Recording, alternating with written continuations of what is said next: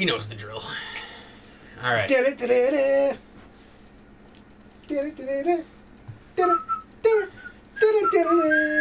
isn't that series. It is now. They don't do that. Switch connections. Well, it did that in Mega Man X in the first one. It kind of has like that same jingle. Oh, yeah, it does. I like the one from 4 best. But then again, 4 is my favorite. X4 is great. I think it's many people's favorites for that series, and it's so good. But we are not playing that one today. We are not. Welcome back to Power Trip, everybody. Paul's not here. Yeah, we kicked him out. We kicked Paul out. Mainly because he's useless. Oh. Much like your pinky toe, completely and utterly useless. Until you stub it on something and then you realize it's there. Has no real purpose for your balance. Has no real evolutionary trait. Much like your tonsils and or appendix. No, those had purposes. They still don't know why.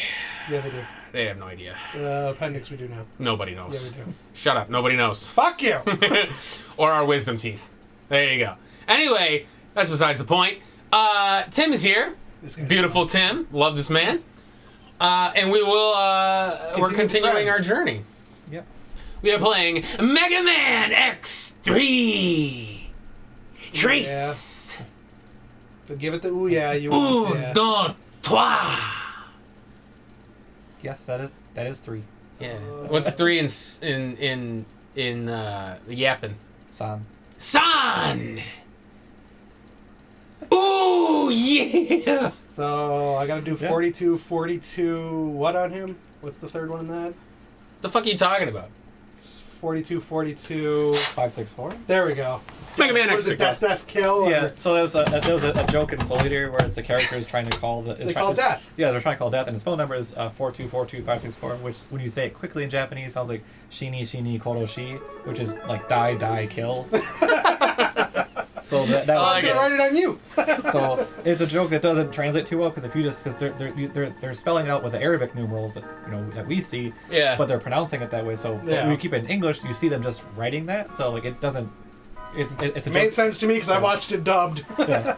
Well, I think that. I mean subtitled. I think in the dub version they get around to saying like dial 4242564 when you want to knock on death's door, like something like a rhyming scheme. Oh yeah. Which is pretty clever because that's one that you kind of have to you can't rely on the same wordplay gag. What's that called? A mnemonic device? What it's called? No, that's because that's Pedmus. Oh, PIMDAS. Yeah, whatever.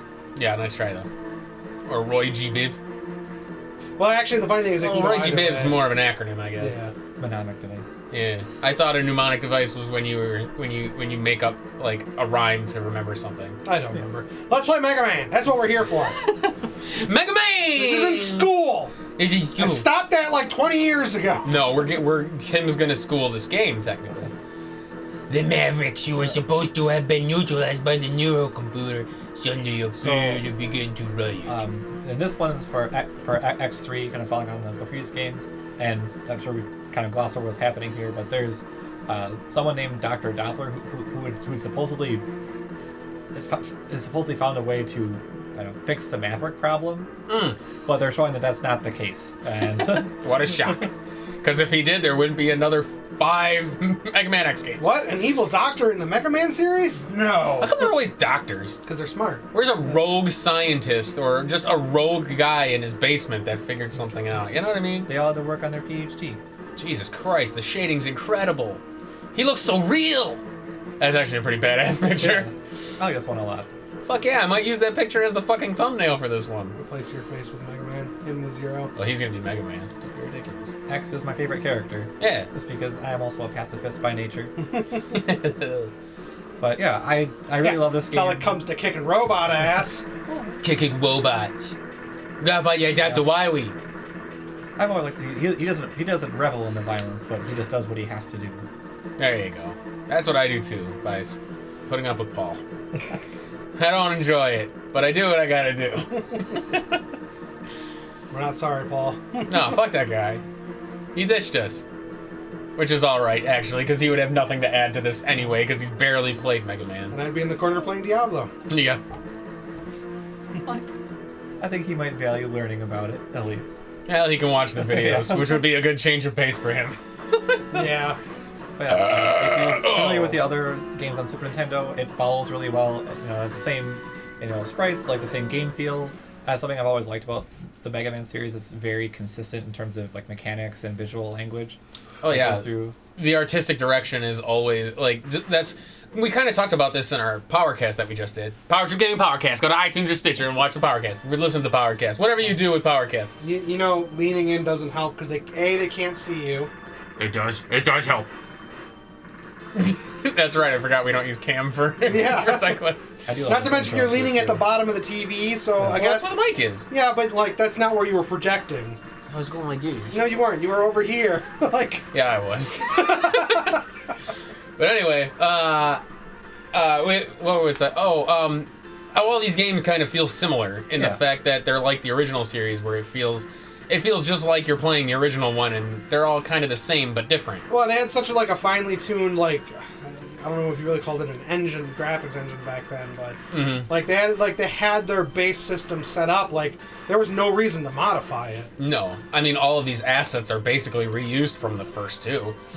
So for X1 through 3 are all very consistent. Then you have 4 through 6, which are very consistent with that style when they got to PS1. Mm-hmm. And then of course with 7, 8, they had to change things around. I mean, you also got to remember Capcom. Look at their reusing of assets to make all the different fighting games with the pixel style. Oh yeah, oh, God. I mean they reused Morrigan's sprite so many times between different fighters. I think she had the same one from Vampire Savior to every other Versus game. Pretty much, now that I think about it, yeah. Now we get to play as Zero. Oh my God, this is the first time in history. So yeah, this is the first time they have Zero as a playable character, and he is a lot of fun. It's pretty bad if you die as Zero, I assume. Yeah, if you play as him, you can't call on him later. Oh. So they have a mechanic in this game where you can call Zero to come help you, and you play as him for a limited time. Mm-hmm. So he's sort of like just an extra option that you have at your disposal. That's cool. And so he has, the full health bar. He has a charge shot ability already, and he has a saber. Which apparently you can shoot twice. Yep. That's awesome. That's one of the cool things about it is it's the same basic formula, but they add so many different touches that the games feel unique. Yeah. You know what I mean? It's not like you're just doing the same old humdrum game. It's really cool. It's such a goddamn. This series is so good. Does this one get anything like the fireball or the uppercut? So it doesn't do that. X1 had the Hadouken, X2 had Shoryuken. This one has some other unique secrets. Funny is that some I didn't find until much later. Like when I was a kid, I had no idea. So this one has a cool thing where for your armor that has a second chip upgrade you can get, and you can only pick one as a second upgrade to it. So you can either get the second dash boots upgrade, which lets you do a double air dash, or you can do second buster, which gives you this hyper cannon, or a helmet, which lets you regenerate health if you stand still, or the armor piece, which reduces damage 75%. So you can do that. Plus, there's more beyond that too. Oh my God. So there's the golden armor, which is secret, which is all of those, which you can find. Meh. And then you can also get Zero Saber in this through a certain sequence of events if you do it the right way. See, I knew about the saber. My God, this has a lot of replayability. Yeah. And I never really thought about it. So like X2, how there's kind of multiple ways to tackle it, because that had the counter hunters and Zero's parts, and you have different combinations at the end. This one has a similar thing where you have some other bosses to fight against, but you also have some different bosses you can get me at the end part of the game. Now, does this one have there were certain which X game was it where when you beat a certain boss it would change one of the other levels too? X1. Does that still happen in this one? No. So in X1 it had it where if you beat certain stages it would modify others. Like if you beat Chill Penguin's stage and you went to Flame Mammoth, his stage is frozen over. But if you just go to his normally, there's lava everywhere and there's a lot of places that you can just instantly die. And then if you beat Storm Eagle's stage and then you go to Spark Mandrill's, Storm Eagle's ship crashed into his level and it's causing power outages, so it causes it to be dark in some areas. So what was that pod back there that we didn't go to? So this one also added ride armors, which you can find too, and you're able to pilot those. Oh, that's right. That, you know what? As weird as it sounds, I feel like I remember this music. Maybe I did play this one at one point. Because I remember Blizzard Buffalo, he was like kind of an Easter egg in X4. Yep. You could see him in the back of Frost Walrus. Frost Walrus! I did like that. That was a fun touch that they had. They had him and like Chill Penguin frozen in his stage. Well, and then wasn't it? Was it Mega Man 8 that had all the bosses in the capsules in the background of the one stage? In Mega Man 7, they have it. Oh, 7. Sorry. Where you go to the robot museum and you can see like Snake Man and other robot masters in there. That's cool. Although Mega Man 8 did have little Easter eggs too. And if you played the Saturn version, you can see Woodman and Cutman. Oh, cool. And they are bosses that you can actually fight against. So do you come back and get like the E-tanks and stuff, or you? No, Tim is a professional. He doesn't need any of the upgrades. Is this another one where you have to get like the boots, but then don't have to get everything else? Well, I mean, you don't have to get the boots. Like X1 is the one where you have to get that capsule, and so this one is the leg upgrade. I go here first just because this is the most easy one to get. But this one it's out of the way, so you don't need to get any of those this time. Okay. And yeah, X3 definitely has a lot where you can play the game different ways if you want to. Mm-hmm. This also had the upward air dash, which I liked. Which makes cool. I didn't realize that started here. Yep. X2 added the air dash, but it's just the side. Yeah. I liked X4 where you could do like the jump into midair, like the double jump.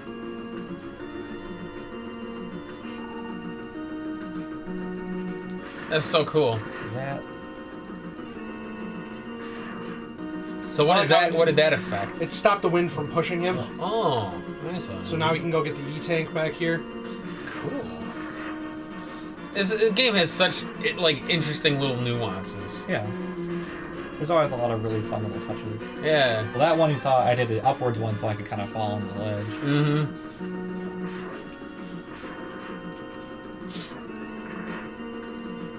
Fucking awesome.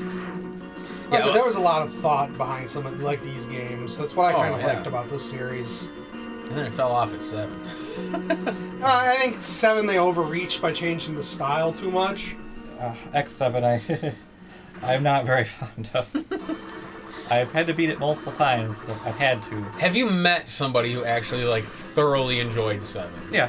Really? Yeah. Oh my god. Some people really do. I don't understand it, but it's just I don't know. I guess for me, the controls were really sluggish. You had to unlock X, which really irritated me, especially because you saw him. He's called Mega Man X. Plus, he's front and center on the front cover. He takes the whole space, and you see him on the back, and they show a screenshot of him in the intro level, which you can't even do because he's not there. And it just what the fuck? It was just so irritating. The big white boner.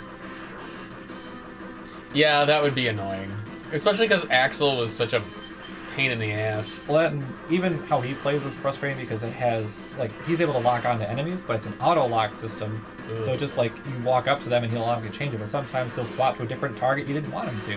Mm-hmm. And I beat Blizzard Buffalo. Yeah. Especially if you were trying to save all the Reploids, and you were trying to lock onto one and he locks onto a different one, the guy gets killed. Yeah, and that was frustrating to save them. I think you have to save 64 Reploids. Wow. In that game. So you can either save Reploids to get X or you can beat the game. Huh. Is there a Mega Man 64? Yes, there is, but it's just Legends one. Yeah. Oh, I didn't know that. This is really cool. What the fuck? I love the little vector graphics. Ice drill. You get. Oh my god, I wasn't too far off. What? What? See, I don't know why they call it shield because it definitely looks. It looks like a. Yeah. All right. Lost in translation, I guess. Does it push back small shots or anything? I mean, it kind of it'll stop some things. If when you get the powered up Buster and you can do the powered up shots, does it turn? What does it do for that? It kind of has a bigger crystal thing on the ground. Oh, maybe that's Tunnel Rhino. So this one, I don't really go in the boss order for a lot of it, just because you'll see why. I think they realize, especially with X2 and this one, that some people will say, "Oh, we'll just find the powers and go in that order." Yeah. But if you do that, you can. you end up kind of losing out on other things you can find. Like sometimes it makes it easier to get certain powers at certain points. So you kind of have to challenge yourself to not do the optimal routes. I see. Because they definitely sound like, oh well, I'll just figure it out online, find what the powers are. Well, I mean now, but back in that time you couldn't do that, but still. Nintendo powers, baby. By the way, on Tunnel Rhino, how many edged weapons did you see on him? Oh, man. Oh, man. Yeah, this is... Wow. That was one thing I guess I didn't really... I liked the X series, I do. What is with the point of these little... So, this is sort of like... in X2, you had like those X hunters who could go different stages. Yeah. This one has other enemies who do that too. Oh. But they haven't shown up yet. So we'll still see them there. So it's possible for them to show up in any of those stages. They just haven't triggered yet. I see. What was I gonna say? I don't know. It was always a hassle for me to like find stuff in these games for some reason. Some of it gets kind of tricky to find. Like there's something there I can't get yet. Like some of them are just so like you have to. It's so pixel perfect. Like I remember in X4, where like to get to the shot upgrades or one of them anyway. Like it had to be so. He's happy to see you. He's very happy to see you. Yep. Tim, you have a fan. It is so pixel perfect to get up to the upgrades. Otherwise, you hit the spikes and you died. Yeah. It was such a pain in the ass, and I remember never getting it on the first shot. So that was irritating. But I did like a lot of the hidden things. But wasn't there a hidden thing where it's like it was just some random pit that you fell down and it was not a pit? Well, I remember in X2 I showed you one where it's in Morph Moth stage. There's a spot where you have to use Wheel Gator's weapon and you break open part of the floor. There's nothing really showing you that it's there, and you fall down and there's a capsule in there. Well, and the one where you fight Black Zero, there's the pit before the fight or something. You could slide and get one of the secret armors or something like that. In X5, it's if you're either X or Zero and you're doing like the showdown fight just before them in that pit, you can either get ultimate armor for X or the bam, I remember shit. Or the black armor for Zero. What does the black armor do? Is it just purely aesthetic? Yeah. Oh, it does? Yeah, it actually has an It's his infected version, so... I see. I thought it was purely aesthetic. No, it's supposed to be his ultimate or something like that. Yeah, so. I was like, because I don't ever recall it doing anything in X4. It was supposed to do more, but I don't think it really has any difference in X4. But in X5 and X6 it does. It's the Black Armor Zero. There is a different one too. There's Nightmare Zero in X6, but that's just one that you fight against. What the fuck? Well, at least they're nice with that. You fall on his shoulders, it's a spike. It doesn't insta-kill you. How hard would a robot... Is that really all he's gonna do? Oh, boy. Oh, some of them change at like the halfway mark, too, I think. Yeah, sometimes where he'll try and fake you out. So usually if you... Oh, Rhino's a bitch. What the fuck? It was all sparkly. Just a faster one. Does a lot more damage. Good God. They're just showing off the power of the SNES. Really? That looks cool, though. Like, I like the effect of it fading out. Jesus Christ, Tim. He didn't even really do his drill attacks either. So, okay, I know, and again, in other X games where, like, if you hit, what was it, Frost Mammoth or whatever with the sword, you can cut off his trunk. Is there anything like that in this one? Oh, or? flame... Yeah, and Elven... Sorry, is that what it was? Flame Mammoth in X1, if you use Boomerang Cutter, it cuts his trunk off. I don't think there's any ones like this in this game that quite do the same. I know X4, something kind of with Frost Walrus, if you use the Rising Fire, it burns his tusks. Yeah. So now they're going to introduce some of their characters. Yeah. Did you get another missile? Yep. How many missiles does he get? All of this. He's got Frost Missile, Earth Missile. So this one is Bit and Bite. I like Bit's design a lot. I think it's cool. Yeah. but these are kind of like the hunters. So they actually go out to each level to encounter you. But unlike the X hunters, where their rooms are off to the side, like these ones you have to go through. So like you have to fight them. That's cool. Bit bite.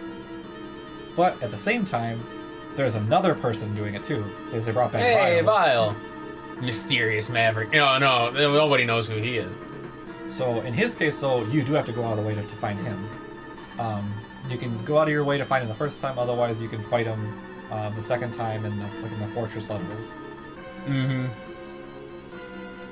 But this just blew my mind when I first saw this, because Oh yeah. Seeing Vile for the first game, he's back now. You're like, oh man. Oh, that was something we didn't really talk about in the PowerCast. Was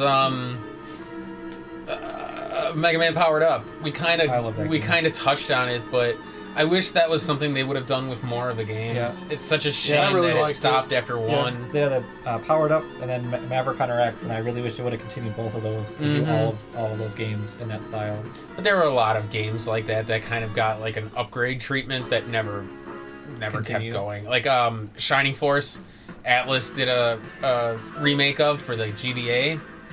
And I wish to God they had done a Shining Force 2 in that same style, because it was so cool. And I love Shining Force 2. I would love to see them retouch that game. There's all these like fan projects of it, but it's like you can always tell it's not quite the same. Yeah.